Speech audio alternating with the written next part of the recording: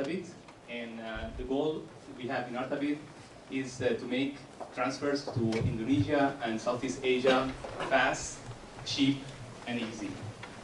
People who are a little bit familiar with Bitcoin will agree that it's a well-known fact that, that Bitcoin is already fast and it's cheap. The way we want to make it easy is by removing exposure of Bitcoin to the consumer. So basically, a customer, neither the sender nor the receiver, needs to know about Bitcoin or even be aware of their existence and still be able to use the service. Our target market is transfers in the amounts of less than $1,000.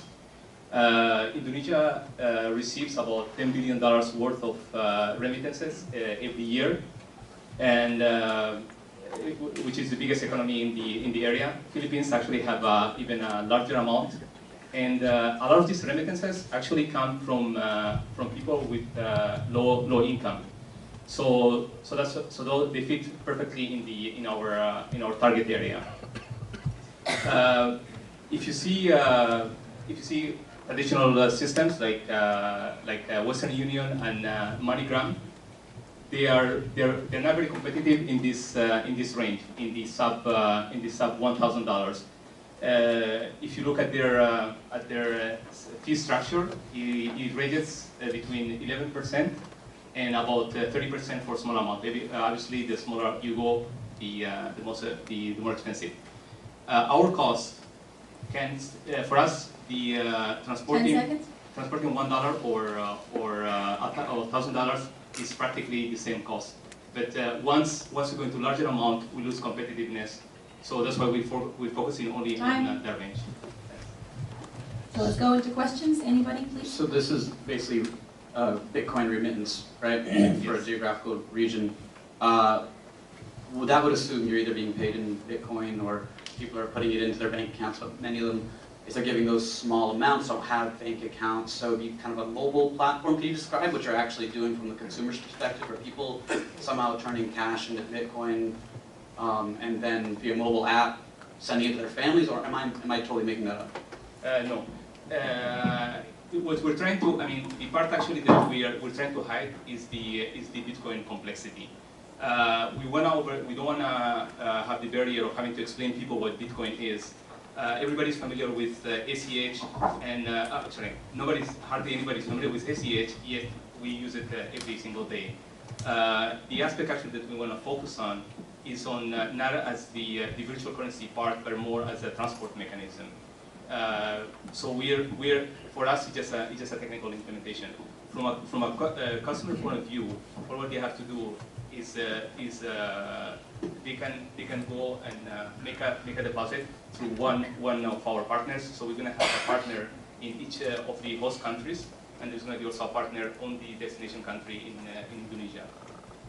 So just the same way as people currently now go to Western Union or go to MoneyGram, the same pattern. We're not really introducing anything, although we have changed just internal mechanism. So to redeem, if I'm in Indonesia and you just sent me money, how do I get my cash? I go to your partner and get the cash from them. Is that right? So the way it works, if you look at the diagram, you make a deposit through ArtaBit, becoming the interface.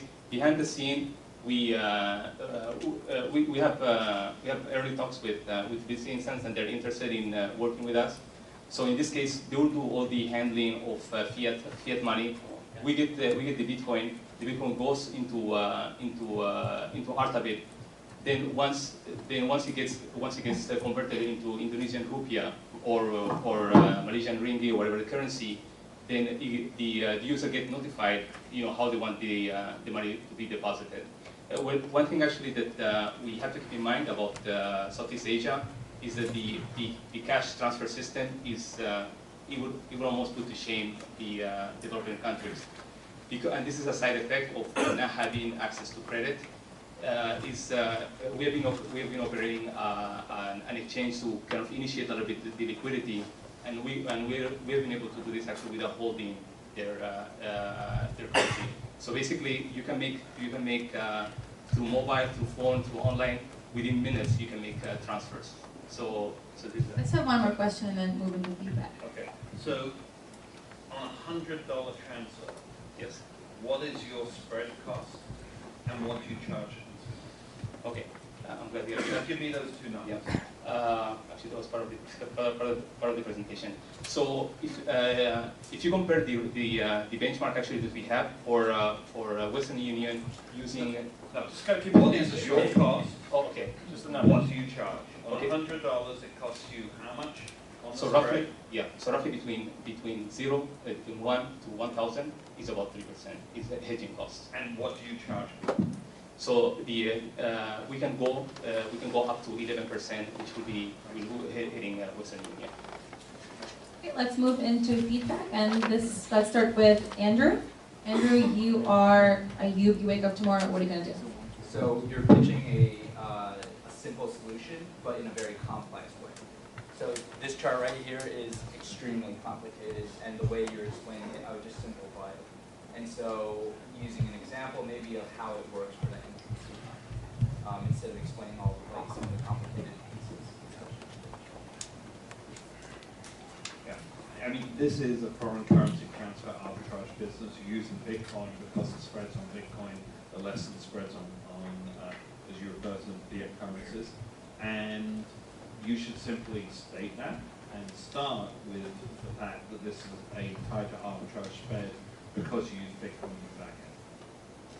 The most important part in the business in my mind, besides all the simplification, is how people get money in and how people get money out.